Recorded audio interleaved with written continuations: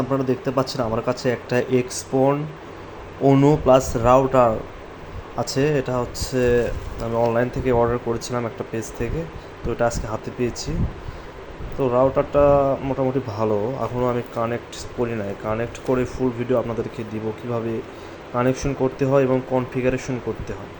তো এখানে আছে হচ্ছে যে প্যাসকোডটা দিতে হয়, প্যাসকোডের কোড ডাইরেক্ট এখানে আপনার হচ্ছে প্যাসকোড ঢোকায় দিলে অনুর প্রয়োজন হয় না। এটা অনু প্লাস রাউটার দুটার কাজই করে।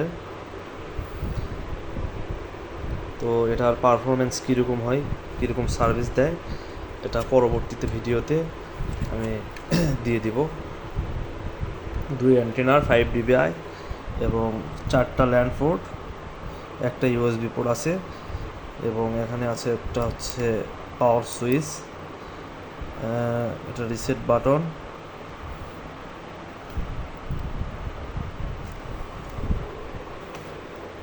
এর পাশে এলইডি কন্ট্রোলের জন্য একটা সুইচ দেওয়া আছে